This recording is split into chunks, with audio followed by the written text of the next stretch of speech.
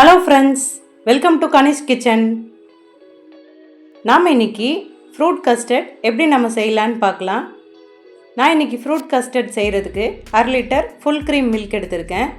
நாம் இதை கட் பண்ணி ஒரு பாத்திரத்தில் சேர்த்துட்டு அதுக்கப்புறம் நாம் இதிலேருந்து கொஞ்சமாக எடுத்து கஸ்டர்ட் பவுடரோடு சேர்த்து நம்ம இதை நல்லா கலந்துக்கணும். நான் இதுக்காக 1.5 டேபிள் ஸ்பூன் கஸ்டர்ட் பவுடர் எடுத்திருக்கேன். இது கூட 1/4 கப் பால் சேர்த்து நம்ம கட்டிகள் இல்லாமல் நல்லா கரைச்சி வச்சுக்கணும். பால் நிறைய சேர்க்க தேவையில்லை, கொஞ்சமாக சேர்த்தா போதும். இப்போ நம்ம இதை கட்டிகள் இல்லாமல் நல்லா கரைச்சி வச்சுக்கணும். நல்லா கரைச்சாச்சு, இது இப்படியே இருக்கட்டும். இப்போ நம்ம எடுத்து வச்சுருந்த பாலை நம்ம ஸ்டவ் ஆன் பண்ணி அடுப்பில் வச்சு பாலை நல்லா காய்ச்சிக்கணும். பால் நல்லா கொதித்து பொங்கி வர ஆரம்பித்ததும் நம்ம அடுப்பை லோ ஃப்ளேமில் வச்சுட்டு இது ஒரு வாட்டி லேசாக கலந்து விட்டுட்டு அதுக்கப்புறம் நம்ம கஸ்டர்டுக்கு தேவையான சர்க்கரை சேர்த்துடலாம். நான் இது கூட 5 டேபிள் ஸ்பூன் சர்க்கரை சேர்த்துருக்கேன்.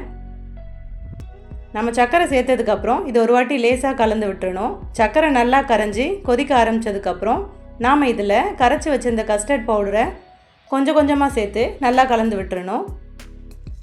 நாம் இந்த கஸ்டர்ட் பவுடர் மிக்சரை சேர்க்கும்போது அடுப்பு லோ ஃப்ளேமில் தான் இருக்கணும், இல்லைன்னா சீக்கிரமாகவே பால் கெட்டியாக ஆரம்பிச்சிரும். கஸ்டர்ட் பவுடர் சேர்த்து நல்லா கலந்தாச்சு. நாம் இப்போ அடுப்பை லோ ஃப்ளேம்லேயே வச்சுட்டு ஒரு 5 நிமிஷத்துக்கு கைவிடாமல் இந்த மாதிரி கலந்து விட்டுக்கிட்டே இருக்கணும். 5 நிமிஷத்தில் இது இன்னும் நல்லா கெட்டியாக ஆரம்பிக்கும்.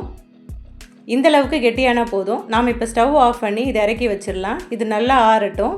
இது நல்லா ஆறினதுக்கப்புறம் நாம் இதில் கட் பண்ணி வச்சுருக்க ஃப்ரூட்ஸை சேர்த்துடலாம். நான் இது கூட கொஞ்சமாக பச்சை திராட்சையை கட் பண்ணி வச்சுருக்கேன், அதையும் இதோடு சேர்த்துக்கிறேன்.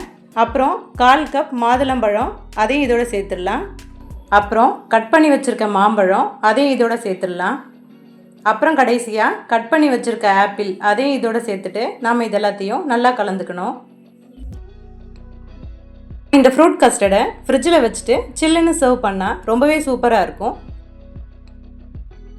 நல்லா கலந்தாச்சு. நாம் இப்போ இதை ஃப்ரிட்ஜில் 4 மணி நேரத்துக்கு வச்சு எடுத்துட்டோன்னா நம்மளோட சூப்பரான ஃப்ரூட் கஸ்டர்ட் ரெடி ஆகிடும்.